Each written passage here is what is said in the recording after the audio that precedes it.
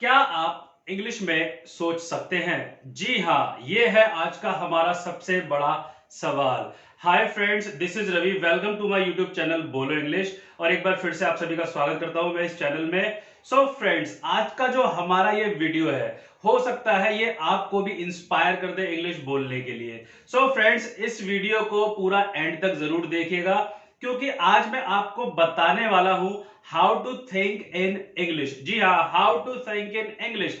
देखिए दोस्तों, जब बात आती है सोचने की, जी हाँ, सोचने की, सो माय डियर फ्रेंड, जब आपने हिंदी बोलना स्टार्ट किया तो क्या आप हिंदी बोलने से पहले कुछ सोचते हो? लेकिन वहीं पर जब हम बात करते हैं इंग्लिश स्पीकिंग करने की, तो सभी टीचर्स हमसे कहते हैं कि भाई थिंक इन इंग्लिश। अब हम इंग्लिश में कैसे सोचें? जी हाँ, तो फ्रेंड्स, आज मैं आपको बताने वाला हूं how to think in English की इस क्लास में 10 वेज। जी हां, 10 तरीके मैं आपको सिखाने वाला हूं आज की क्लास में कि इन 10 तरीकों से हम कैसे इंग्लिश में सोच सकते हैं। सो फ्रेंड्स, जिन लोगों ने अभी तक मेरे चैनल को सब्सक्राइब नहीं किया है, वो जल्दी से मेरी वीडियो के नीचे वाला रेड कलर का बटन दबाकर इसको सब्सक्राइब कर लीजिए।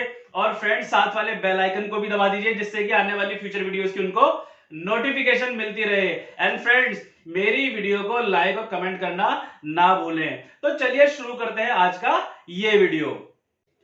सो friends, what do you think? Can you think in English? जी हाँ, क्या आप भी इंग्लिश में सोच सकते हैं? So my dear friends, let me tell you. देखिए, सोचते तो हम अभी भी हैं। जी हाँ, ऐसे बहुत सारे वर्ड्स हैं जो हम डेली इंग्लिश में ही बोलते हैं। For example, computer. अगर मैं अभी आपसे कहूं कि आप मुझे कंप्यूटर वर्ड का हिंदी मीनिंग बताइए, so it will be very difficult for you to tell the meaning of computer. And friends, there are other words also. For example, अगर हम बात करें लाइट की, अगर मान लीजिए कि अगर आपके घर की लाइट चली गई, अब लाइट को हिंदी में क्या कहते हैं? रोशनी। तो क्या आप ये बोलेंगे रोशनी चली गई? है ना, बहुत ही टिपिकल। सो फ्रेंड्स, क्या होता है कि हम है ना बहुत सारे वर्ड्स डेली भाषा में यूज करते हैं अपनी, ठीक है, जो कि इंग्लिश के ही होते हैं और हम उन्हें एज इट इज यूज कर लेते हैं। लेकिन जब बात आती है कॉन्वर्सेशन करने की, ठीक है, जिस तरह से हम अपने घरों में हिंदी भाषा का इस्तेमाल करते हैं, तो हम क्या देखते हैं कि जो डेली यूज वर्ड्स होते हैं, हम उन्हें भी हिंदी में ही बोलते हैं। जी हाँ, फॉर एग्जाम्पल, जूते को जूता ही बोलते हैं, शूज नहीं बोलते। ठीक है, जब हम खाना खाते हैं और हमें स्पून की जरूरत होती है, तो चम्मच को चम्मच ही बोलते हैं, स्पून नहीं बोलते। ना जाने ऐसे कितने सारे वर्ड्स हैं जो हम इंग्लिश में बोल सकते हैं, लेकिन हम इंग्लिश में नहीं बोलते। सो फ्रेंड्स, आज की क्लास में आपको पता लगने वाला है कि हम इंग्लिश में किस तरह से सोच सकते हैं और हमें इसके लिए क्या करना है। आइए शुरू करते हैं। Point number 1, how to think in English in 10 different ways. Point number 1 is avoid using bilingual dictionary. जी हाँ, अवॉइड यूजिंग बायलिंगुअल डिक्शनरी। अब यह आप सोच रहे होंगे कि बायलिंगुअल डिक्शनरी कौन सी होती है? फ्रेंड्स, जो हम डिक्शनरी लाते हैं मार्केट से, मतलब मीनिंग के साथ, जैसे कि हिंदी से इंग्लिश के मीनिंग वाली डिक्शनरी, इसी को हम बायलिंगुअल डिक्शनरी कहते हैं, जो एक लैंग्वेज को दूसरी लैंग्वेज में ट्रांसलेट करती है।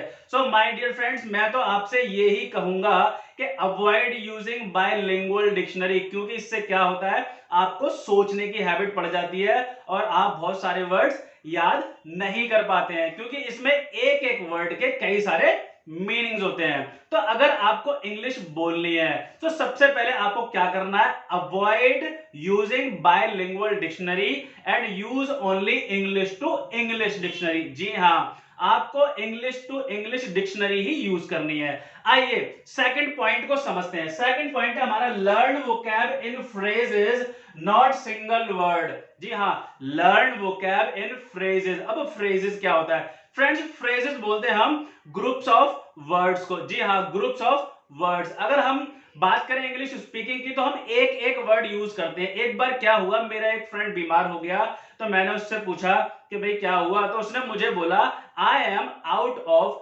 सॉर्ट्स। जी हाँ, उसने यूज किया आउट ऑफ सॉर्ट्स, जिसका मतलब होता है बीमार होना, तबियत खराब होना। और ये एक फ्रेज है। जी हाँ, ये एक फ्रेज है। अगर वो चाहता तो मुझसे ये भी बोल सकता था कि I am not well. Well is a single word. So my dear friends, let me tell you, always use phrase, not single word. और ज्यादा से ज्यादा phrase को learn करने की कोशिश करो. Now समझते हैं हम तीसरे पॉइंट को. Use daily speaking words in English ASAP. जी हाँ, जितना जल्दी हो सके डेली यूज होने वाले वर्ड्स इंग्लिश में ही बोलिए. इससे आपको स्पीकिंग करने में बहुत ही हेल्प मिलने वाली है. इसके बाद नेक्स्ट पॉइंट है हमारा, never stop yourself from speaking. जी हाँ, never stop yourself from speaking until your language is perfect, because it develops personality and it develops fluency as well. जी हाँ दोस्तों, कभी भी इंग्लिश बोलना बंद मत कीजिए, इंग्लिश बोलते रहिए. ठीक है, जब तक कि आपकी इंग्लिश में परफेक्शन ना आ जाए और जब तक कि आपकी इंग्लिश में फ्लुएंसी ना आ जाए. चलिए अगला पॉइंट है हमारा, talk to yourself in English. जी हाँ, अपने आप से इंग्लिश में बात कीजिए. अब आप ये सोच रहे होंगे कि मैं अपने आप से इंग्लिश में बात कैसे करूं, तो चलिए मैं आपको ये बात करके दिखाता हूं. Hi Ravi, how are you, what are you doing, do you like ice cream, what, where will you go on picnic. समझ में आया? ठीक है, तो इस तरह के क्वेश्चंस खुद से ही करते रहिए. It will be very helpful for you in speaking English language. So friends, हमारा अगला पॉइंट है, get an English speaking friend और पार्टनर. जी हाँ, अगर आपके साथ कोई इंग्लिश बोलने वाला नहीं है तो एक दोस्त बना लीजिए. बिल्कुल, एक फ्रेंड बना लीजिए, एक पार्टनर को ढूंढ लीजिए जिससे कि आप बहुत अच्छी इंग्लिश बोल पाए. एंड फ्रेंड्स, नेक्स्ट हमारा पॉइंट है, travel places and interact with foreigners. जी हाँ, ऐसी जगह पर जाइए जहां पर आपको बहुत सारे फॉरेनर्स मिले, जैसे हमारा ताजमहल हो गया, रेड फोर्ट हो गया, ओल्ड फोर्ट हो गया. ठीक है, ऐसी बहुत सारी जगहें हैं जहां पर आप जा सकते हो और अंग्रेजों से, मतलब फॉरेनर से इंग्लिश में टॉक कर सकते हो. इससे आपकी इंग्लिश इंप्रूव होगी, क्योंकि my dear friends, they never find faults, क्योंकि वो कभी कमी नहीं निकालते, क्योंकि they treat English as a language. And next point, so अगर हम नेक्स्ट पॉइंट की बात करें, watch English news and movies for 10 minutes only. जी हाँ, 10 मिनट निकालिए, न्यूज देखिए, मूवीज देखिए और समझिए that how they speak English, कि वो इंग्लिश कैसे बोलते हैं. And learn their face expressions. जी हाँ, उनके चेहरे के हाव भाव भी सीखिए. And next point, be a good listener. जी हाँ, अगर आप अच्छी इंग्लिश बोलना चाहते हैं तो अच्छी इंग्लिश बोलने के लिए माय डियर फ्रेंड पहले आपको सुनना पड़ेगा. जी हाँ, जब तक आप सुनेंगे नहीं आप अच्छी इंग्लिश नहीं बोल पाएंगे. So always focus on listening. मैंने अक्सर ऐसे बहुत सारे लोगों को देखा है जो जो लीडर्स की स्पीचेस को नहीं सुनते, they ignore them. So friends, don't be like that. ठीक है, बी अ गुड लिसनर. अगला पॉइंट हमारा, last but not the least, think positive and stay motivated.